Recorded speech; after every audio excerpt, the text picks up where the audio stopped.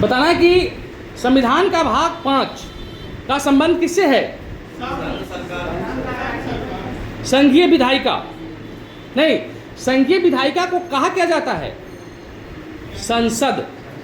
संघीय विधायिका को हम क्या कहते हैं? संसद कहते हैं। प्रश्न अक्सर एग्जाम में पूछा जाता है कि भारत में कानून बनाने वाली सबसे बड़ी संस्था कौन सी है? उसी को संसद कहा जाता है। नहीं, दुनिया में संसदीय प्रणाली पार्लियामेंट्री सिस्टम का जनक किस देश को माना जाता है? ब्रिटेन को। ब्रिटेन ने ही संसदीय व्यवस्था की शुरुआत की थी। तो भारत पूछा जाए प्रश्न में, तो भारत में संसदीय प्रणाली कहाँ से लिया गया है? तो ब्रिटेन से ही हमने लिया। ब्रिटेन में संसद का गठन कैसे होता है? ब्रिटेन में संसद का गठन, ब्रिटेन में जो संसद का गठन होता है वह होता है अपर हाउस, लोअर हाउस और महारानी। ये तीनों के मिलने से ब्रिटेन में संसद का गठन होता है। हाँ, जिसको हाउस ऑफ कॉमन और हाउस ऑफ लॉर्ड्स बोलते हैं। भारत में जब संसदीय प्रणाली ब्रिटेन से लिया गया है तो यहाँ भी तो कोई महाराजा या महारानी होनी चाहिए, ठीक? तो हमारे यहाँ महारानी या महाराजा का परंपरा न होने की वजह से उस जगह पे हमने क्या लिया? राष्ट्रपति को लिया। तो अक्सर एग्जाम में यह प्रश्न पूछा जाता है कि भारत में वह कौन सा पद है जो ब्रिटेन की महारानी के समझा जाता है? तो कौन हो जाएगा? राष्ट्रपति का पद। तो भारत में जो संसदीय प्रणाली है इसमें भारत के संसद का गठन कैसे होता है? राष्ट्रपति, लोकसभा और राज्यसभा के मिलने से संसद का गठन होता है। ठीक है, आपको ये बताना है कि भारत में जो संघीय विधायिका है, जो हमारा यूनियन लेजिस्लेचर है, इसकी चर्चा संविधान के किस भाग में की गई है? भाग 5 के खंड 2 में हुआ है। किसका? संघीय विधायिका की चर्चा। आपको ये बताना है कि संघीय विधायिका की जो चर्चा है वह किस अनुच्छेद में है? इसकी चर्चा किस आर्टिकल में की गई है? कहाँ से कहाँ तक?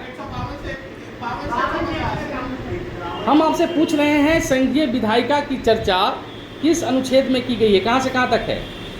अनुच्छेद 79 से लेकर अनुच्छेद 122 तक में है।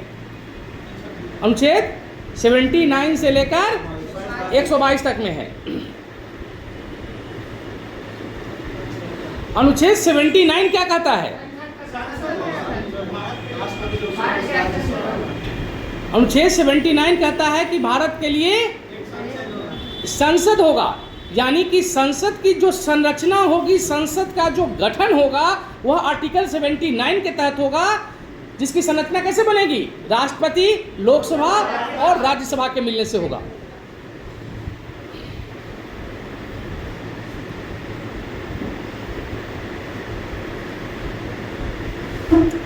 आपको बताना है राष्ट्रपति जो है वह संसद का एक अभिन्न अंग होता है। नहीं, आपसे पूछा जाएगा कि संसद के क्या वो अंग? तो 3 गो। कौन कौन? राष्ट्रपति, लोकसभा और राज्यसभा। तो राष्ट्रपति जो है ये संसद के किस सदन का सदस्य होता है?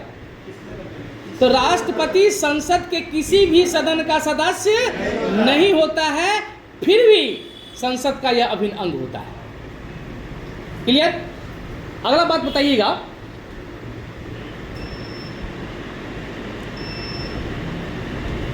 संसद के दोनों सदनों के द्वारा कोई भी विधेयक जब पारित हो जाता है तो वह अंतिम रूप से कानून कब बनता है? जब उस पर राष्ट्रपति की सहमति और राष्ट्रपति का हस्ताक्षर हो जाता है, तब वह बिल अंतिम रूप से कानून बन जाता है। बताना है अनुच्छेद 80 क्या कहता है? राज्यसभा के गठन का प्रावधान किया गया है। राज्यसभा क्या है? भारतीय संसद का उच्च सदन होता है, जो कि एक अस्थायी सदन होता है। अस्थायी सदन का मतलब क्या है? वैसा सदन जो कभी भंग नहीं होता है। और तो मान लो जब सदन भंग नहीं होगा तो उसका सदस्य भी अस्थायी रहेगा? नहीं, उसका जो सदस्य होगा वह प्रत्येक 2 वर्ष पर 1/3 सदस्य जो है वह अपने सेवा से स्वयं पदमुक्त हो जाएगा। अच्छा, तो फिर राज्यसभा के सदस्यों का कार्यकाल कितना दिन का होगा? 6 वर्ष का। राज्यसभा के लिए जो सदस्य चुने जाएंगे उनका कार्यकाल कितने दिनों के लिए होगा? 6 वर्ष के लिए होगा। वाह।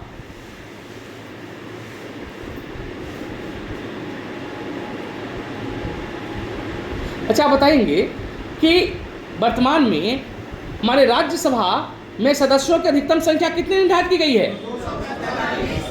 कितना निर्धारित किया गया है? 250। अच्छा, ये 250 में से कितने सदस्य हैं जिनको राष्ट्रपति मनोनीत करते हैं? 12 सदस्यों को राष्ट्रपति के द्वारा मनोनीत किया जाता है, जबकि शेष कितना सदस्य बच गया? 238। ये 238 सदस्य जो हैं ये कहां से आते हैं? देश के विभिन्न राज्यों और संघ शासित क्षेत्रों से वहां से चुनकर आते हैं। ठीक है। अब पूछा जाएगा कि वर्तमान में राज्यसभा के कुल सदस्यों की संख्या कितनी है? तो अब होगा 245। 245 में से कितना सदस्य राज्यों से आया है? 225। ठीक।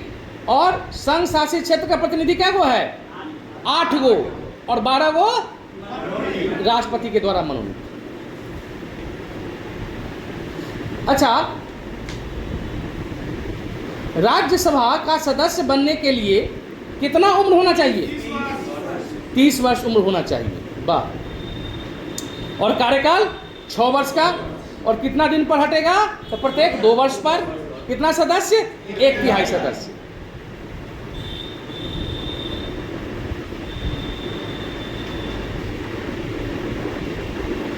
अच्छा, राज्यसभा के कार्यों को संचालित करने के लिए एक सभापति और एक उपसभापति के साथ कुछ पीठासीन अधिकारी भी होता है। ठीक है। तो भारत राज्यसभा का पदेन सभापति कौन होता है? उपराष्ट्रपति। किस अनुच्छेद के तहत?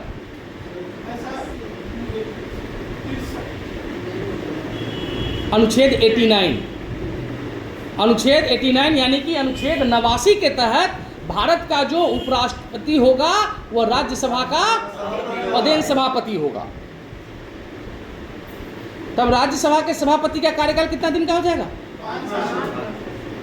राज्यसभा के सदस्यों का कार्यकाल 6 वर्ष और राज्यसभा के सभापति का कार्यकाल 5 वर्ष, क्योंकि उपराष्ट्रपति का जो निर्वाचन हो रहा है वह कितने दिनों के लिए?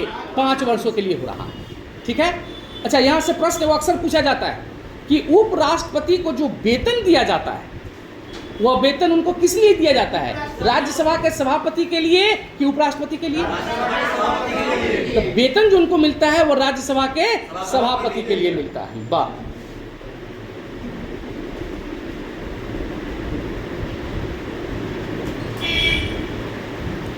अच्छा, यदि राज्यसभा का सभापति चाहे कि हम अपना कुर्सी छोड़ दें तो उसके लिए उनको क्या करना होगा?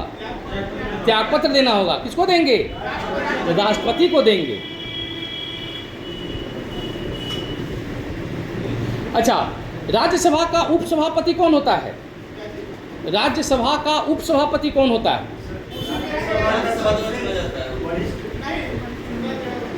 राज्यसभा का जो उपसभापति होता है वह राज्यसभा का ही सदस्य होता है। नहीं, यानी कि राज्यसभा अपने सदस्यों में से किसी एक व्यक्ति को, खास करके जो वरिष्ठ व्यक्ति होंगे, उनको उपसभापति के रूप में चुनता है। अब यहाँ प्रश्न पूछा जाएगा कि भैया बताइए कि राज्यसभा के सभापति का कार्यकाल 5 वर्ष का, तो फिर उपसभापति का कार्यकाल कितना वर्ष का? 6 वर्ष का होगा। क्यों? क्योंकि वह राज्यसभा का सदस्य होता है और राज्यसभा के सदस्य का कार्यकाल कितना? 6 वर्ष। अगला प्रश्न बताइएगा।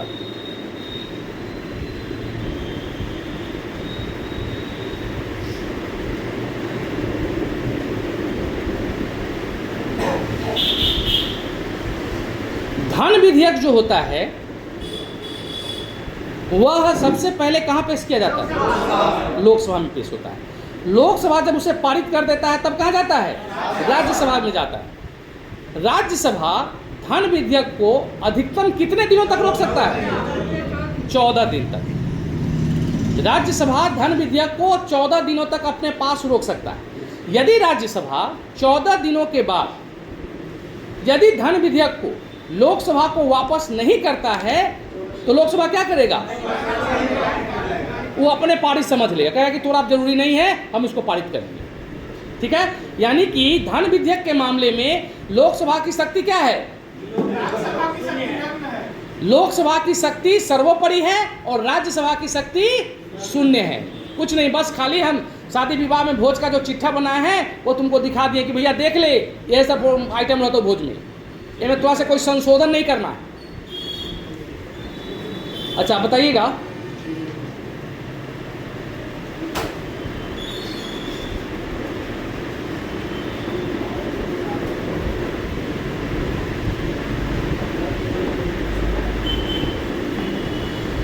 राष्ट्रपति के चुनाव में कौन कौन से लोग भाग लेते हैं? लोकसभा, राज्यसभा। लोकसभा के सभी निर्वाचित सदस्य, राज्यसभा के सभी निर्वाचित सदस्य और राज्यों के विधानसभाओं के सभी निर्वाचित सदस्य राष्ट्रपति के निर्वाचन में भाग लेते हैं। नहीं, मनोनीत सदस्य भाग नहीं लेते। उपराष्ट्रपति जब पूछा जाएगा कि उपराष्ट्रपति के निर्वाचन में कौन कौन भाग लेते हैं, तो केवल लोकसभा और राज्यसभा के कौन सदस्य? सभी सदस्य की सभी सदस्य। अच्छा बताइएगा, किस अनुच्छेद के तहत, आर्टिकल के तहत राज्यसभा राज्य सूची के किसी भी विषय को राष्ट्रीय महत्व का घोषित कर सकता है तथा संसद को उस पर कानून बनाने का अधिकार प्राप्त हो जाता है? 249 अनुच्छेद 249 के तहत राज्यसभा जो है वो राज्य सूची के किसी भी विषय पर कानून बनाने का अधिकार संसद को देता है। एक लाइन में समझिए, चूंकि राज्य सूची में जो विषय दिया गया है उस पर कानून बनाने का मूल रूप से अधिकार किसको है? राज्यों को है। संघ सूची के विषय पर कानून बनाने का अधिकार संघ को है, केंद्र सरकार को है। समवर्ती सूची के विषय पर राज्य और संघ दोनों को है। लेकिन अनुच्छेद 249 कहता है कि यदि किसी विशेष परिस्थिति हो या राष्ट्र के महत्व का अगर विषय हो तो अनुच्छेद 249 का प्रयोग करके संसद राज्य सूची के विषय पर कानून बना सकता है। नहीं, और यह अधिकार किसको प्राप्त है? तो राज्यसभा को प्राप्त है।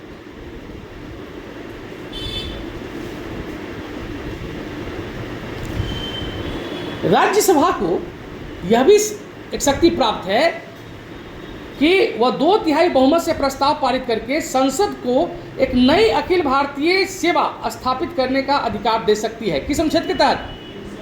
ऑल इंडिया सर्विस की बात हो रही है। अनुच्छेद 312। अनुच्छेद 312 के तहत राज्यसभा ऑल इंडिया सर्विस के लिए नया व्यवस्था कर सकती है।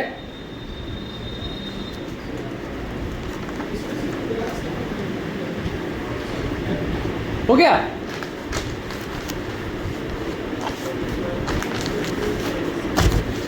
आगे बताइएगा। अनुच्छेद 79 का संबंध हो गया संसद के गठन से। अनुच्छेद 80 का संबंध हो गया राज्यसभा के गठन से। अब अनुच्छेद 81 का गठन का संबंध लोकसभा के गठन से होता है। आपको बताना है कि लोकसभा के सदस्यों की अधिकतम संख्या कितनी निर्धारित की गई है अभी वर्तमान में? 552 थी, जो 550 हो गई है, क्योंकि 2 एंग्लो इंडियन जो था उनको अब हटा दिया गया है। अच्छा, अब आप बताइएगा, तो कुल हो गया 550। 550 में से देश के सभी राज्यों से कितना और संघ शासित क्षेत्रों से कितने सदस्य निर्वाचित होते हैं? देश के सभी राज्यों से 530 और संघ शासित क्षेत्रों से 20, टोटल मिला के 550। अच्छा, एंग्लो इंडियन सदस्य को जो निर्वाचित किया जाता था या मनोनीत किया जाता था राष्ट्रपति के द्वारा, किस अनुच्छेद के तहत? किस अनुच्छेद, किस आर्टिकल के तहत राष्ट्रपति को अधिकार मिलता था कि यदि लोकसभा के सदस्यों में कोई वैसा सदस्य चुनकर न आए जो एंग्लो इंडियन समुदाय के लोगों का प्रतिनिधित्व करता हो, उस स्थिति में संविधान राष्ट्रपति को अनुच्छेद 331 के तहत यह विशेष अधिकार देता है कि किसी दो एंग्लो इंडियन को लोकसभा में वह मनोनीत कर सकता था। लेकिन अब इस अधिकार को समाप्त कर दिया गया है। किस संविधान संशोधन के तहत? पहले ही ठीक था। 104 संविधान संशोधन जो 2019 में किया गया, इसके तहत राष्ट्रपति की यह जो शक्ति है एंग्लो इंडियन वाली, इसे समाप्त कर दिया गया है। क्लियर? क्वेश्चन पूछा जाएगा कि वर्तमान में लोकसभा में सदस्यों की संख्या कितनी है? 545। वाह, थैंक यू। अभी जो वर्तमान में लोकसभा सदस्यों की संख्या है, यह किस वर्ष की जनगणना पर आधारित है? 1971 की जनगणना पर आधारित है। ठीक, अच्छा, और यह कहा गया है कि 2026 तक यह यथास्थिति बनी रहेगी। किस संविधान संशोधन के तहत? 84वां संविधान संशोधन 2001। 2001 में जो 84वां संशोधन हुआ, वह में उसी में यह तय कर दिया गया कि लोकसभा की जो वर्तमान संख्या है वह 2026 तक सेम रहेगी। अब फिर से परिसीमन की बात हो रही है, इसीलिए नया संसद भवन भी बनाया गया है ताकि लोकसभा और राज्यसभा में सदस्यों की संख्या को बढ़ाई जाएगी। अच्छा, एक प्रश्न और बता दीजिए। लोकसभा के सदस्यों का जो निर्वाचन होता है वह वयस्क मताधिकार के आधार पर होता है। ठीक है, यानी कि जब आप वयस्क हो जाइएगा, एडल्ट हो जाइएगा, तब आपको वोट करने का अधिकार मिलेगा। तो वयस्क मताधिकार के लिए हमारे संविधान में जो आयु दिया गया था वह था 21 वर्ष, लेकिन वर्तमान में कितना है? 18 वर्ष। इस 21 वर्ष को घटा के 18 वर्ष कर दिया गया, यानी कि 18 वर्ष के उम्र में आपको यह अधिकार दे दिया गया कि आप अपने लिए प्रधानमंत्री का निर्वाचन कर सकते हैं, आप अपने लिए मुख्यमंत्री का निर्वाचन कर सकते हैं। यानी कि 21 वर्ष की उम्र में आपको समझदारी नहीं हुई थी, अब 18 वर्ष की उम्र में आपको यह समझदारी हो गया कि हम किस व्यक्ति को अपने देश के लिए प्रधानमंत्री और अपने देश राज्य के लिए मुख्यमंत्री निर्वाचित कर सकते हैं। यानी कि आपको मतदान करने का अधिकार 18 साल की उम्र में दे दिया गया। आपको बताना यह है कि 21 वर्ष से घटाकर 18 वर्ष किस संविधान संशोधन के तहत किया गया था? 61वें संविधान संशोधन कब हुआ था? 1989 में हुआ था। वाह, थैंक यू।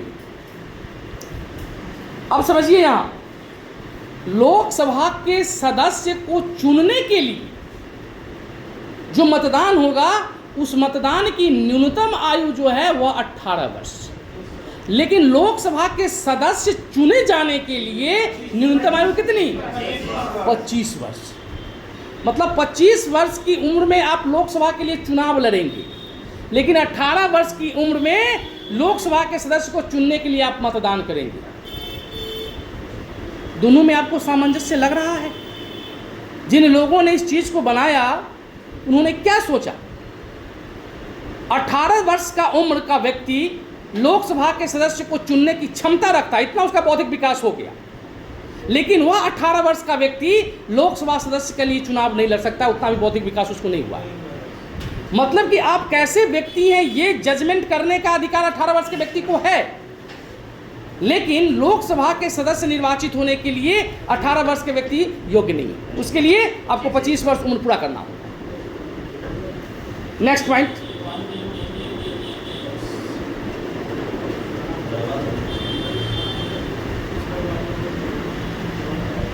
आपको बताना है कि संविधान का जो 52वां संशोधन हुआ था 1985 में, इसका संबंध किससे है? संविधान में जब का संविधान बना मूल रूप से, तो कुल कितने अनुसूची थी?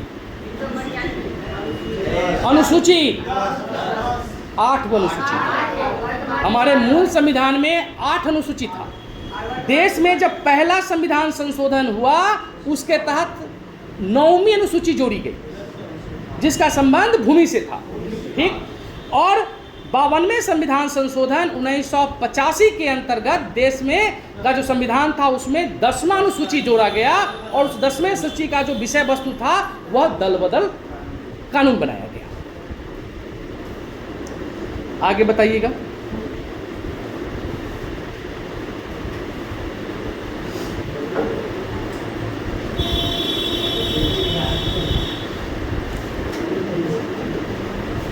अच्छा, बताना आपको है कि किस संविधान संशोधन के तहत यह निर्धारित किया गया था कि यदि किसी एक दल से, किसी एक ही पार्टी से, एक दल से 2/3 सदस्य किसी अन्य दल में प्रवेश करते हैं तो वह दल बदल कानून के अंतर्गत अयोग्य घोषित नहीं किया जाएगा। 51वां संविधान संशोधन कब हुआ था? 2003 में हुआ था। वाह, थैंक यू। बस आज के लिए